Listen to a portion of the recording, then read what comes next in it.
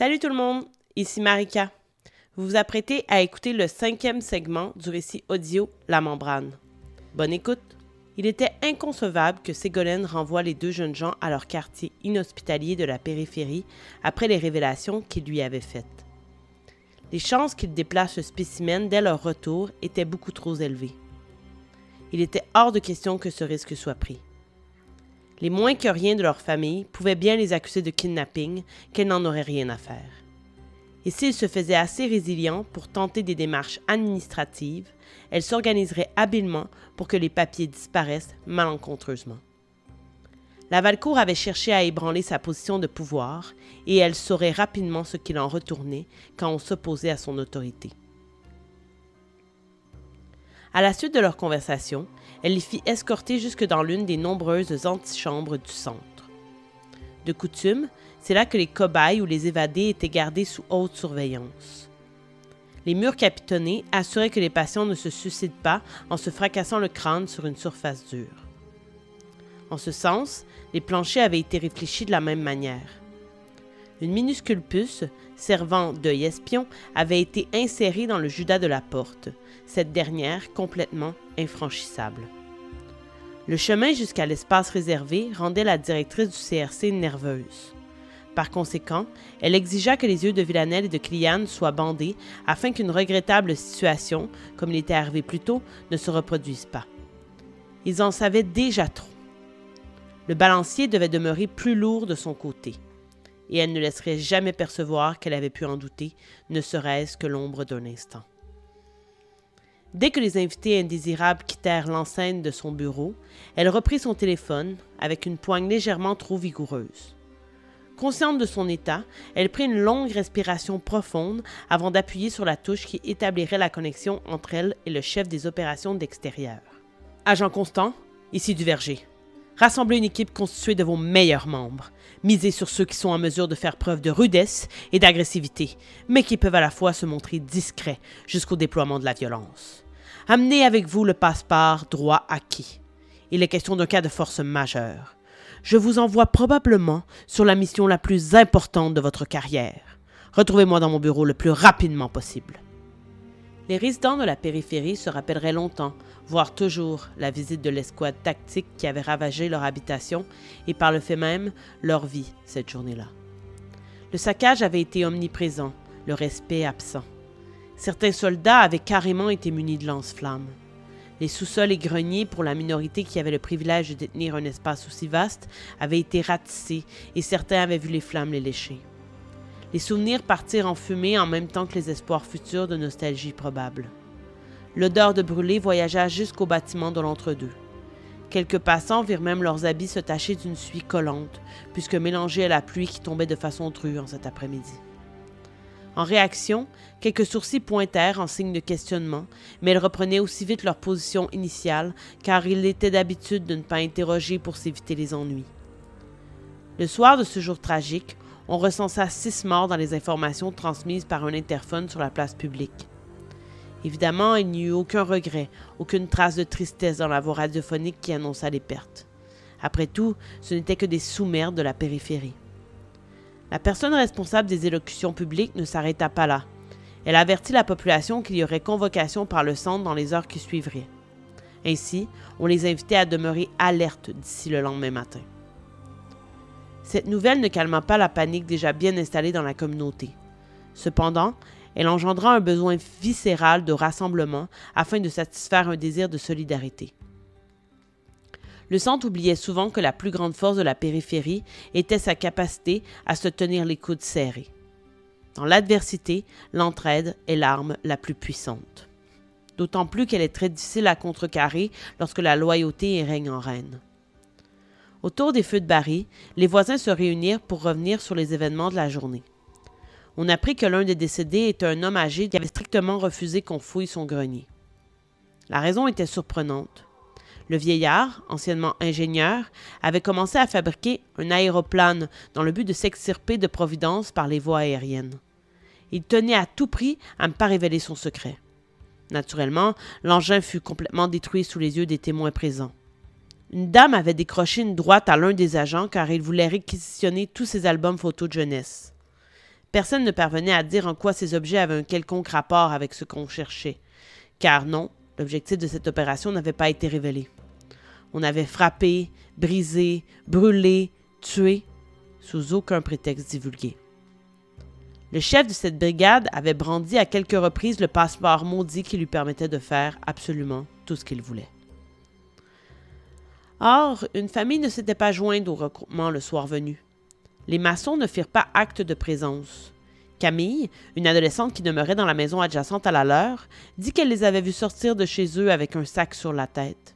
Nonobstant cette situation étrange, il y avait pire dans la scène. Elle avoua avoir remarqué 3 agents quittant le sol de l'habitation avec un immense cylindre se trouvant sur une plaque de bois portée par des poignées. Sous les regards suspicieux, elle jura avoir aperçu le corps d'un enfant flottant dans le liquide qui remplissait le contenant cylindrique. Mais ce n'était pas tout. Elle était presque certaine d'avoir remarqué une ressemblance frappante entre l'enfant et Vladimir Masson, un homme célibataire qui avait traversé la membrane il y avait déjà plusieurs semaines. Nous marchâmes pendant des jours sans croiser la moindre trace d'êtres vivants. Même les animaux se faisaient extrêmement discrets. À l'occasion, un volatile fendait le gris du ciel qui ne s'était pas coloré depuis notre arrivée dans les bois. Horace, le doyen de notre petit groupe, était parvenu à chasser quelques perdrix grâce à son talent à l'arc. J'en déduisis que c'était la raison pour laquelle la sélection s'était arrêtée sur lui. Autrement dit, c'était cette compétence qui contribuerait à l'effort de groupe. Fin observateur, c'est aussi lui qui nous fit remarquer qu'il avait cru constater que la précision de sa vision s'était décuplée à la suite de la traversée de la membrane. Un soir, alors que nous montions la garde au campement que nous avions installé pour la nuit, il m'avoua même à demi-mot qu'il était convaincu qu'il pouvait maintenant sentir les présences animales avant même qu'elles ne se révèlent. Je ne le jugeai point sur ses propos, qui auraient pu être perçus de façon tout à fait farfelue par d'autres. Il m'en fut reconnaissant. En fait, c'est que j'avais moi aussi ressenti des changements importants en mon être. Comme Horace, je devins doté d'une acuité hors pair en ce qui concerne la vue. Or, c'est l'augmentation de ma force musculaire qui m'impressionna le plus. À la périphérie, j'étais déjà reconnu comme quelqu'un d'assez vigoureux. On me sollicitait souvent pour des travaux qui nécessitaient une certaine force brute. Mais je me connaissais assez pour savoir que la force qui se mit à m'habiter une fois de l'autre côté frôlait la démesure. Lors d'un de nos déplacements, nous tombâmes sur un sac de voyageurs abandonné. Nous voulions le récupérer, mais un énorme tronc d'arbre s'était écrasé sur celui-ci. Nous nous mîmes à plusieurs pour le soulever, imaginant que le sac pouvait contenir des rations et du nécessaire de survie. Je remarquai rapidement que je n'avais pas besoin de l'aide de mes comparses pour déplacer le billot. Étrangement, je constatai également qu'une fatigue constante me talonnait. Était-ce en raison de cette énergie nouvelle que je déployais dans l'exercice de mes fonctions que mon corps semblait complètement lessivé, et ce, du matin au soir? À la suite de nos différentes expériences, les discussions autour du feu se résumèrent à l'énumération de l'épanouissement de nos dons. Villanelle, pour qui le développement semblait cibler des connaissances cognitives et d'analyse, fit une corrélation intéressante. Selon elle, aucun d'entre nous n'avait acquis de nouvelles habiletés. C'étaient simplement les compétences que nous avions par le passé qui se multipliaient. Constat plus inquiétant, au même rythme que notre fatigue collective. Un matin, nous fûmes réveillés par un cri d'horreur. En sursaut, j'ouvris péniblement les yeux pour apercevoir Mathilda recroquevillée sur sa paillasse. Ses mains semblaient collées à son lit. Une substance gluante et collante retenait ses doigts. Elle criait à s'époumoner, le regard terrifié devant l'absurdité de la situation. Il aurait fallu être aveugle ou absolument stupide pour ne pas remarquer la ressemblance entre cette matière et celle se trouvant au pied de la membrane. Avec une patience marquée, nous parvînmes à décoller les membres de Mathilda. Elle en souffrit, disant sans relâche qu'elle avait l'impression d'avoir perdu une partie d'elle-même. 3 jours plus tard, elle ne se réveilla pas le matin venu. Sous son sac de couchage, nous aperçûmes avec horreur l'entièreté de ses bras qui s'étaient liquéfiés. La peur commença tranquillement à gagner l'équipe. La fatigue qui se faisait de plus en plus sentir n'aidait en rien.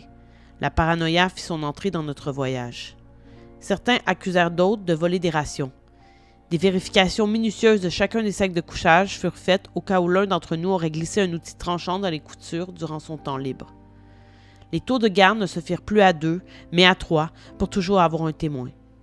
Ces récentes précautions n'eurent aucun impact sur la confiance que Villanelle et moi avions l'un pour l'autre. Elle devenait plus intelligente jour après jour et c'est elle qui nota une modification radicale dans le comportement de Gaspard. Malheureusement, cela ne lui permit tout de même pas d'anticiper sa fuite. Bien que cette dernière nous occasionnât bien des ennuis, elle nous donna également la chance de rencontrer ce qui nous attendrait tous à long terme. Alors que nous poursuivions le pauvre Bourg, nous tombâmes nez à nez avec un groupe d'individus. Un conflit se déroulait là, sous nos yeux, tandis que le silence avait régné en maître depuis des jours. Une bataille semblait sur le point d'éclater entre deux personnes. L'une d'entre elles était de très petite taille. Bref, c'était une enfant. Une femme, visiblement en colère, la tenait par le collet et la brassait de manière agressive.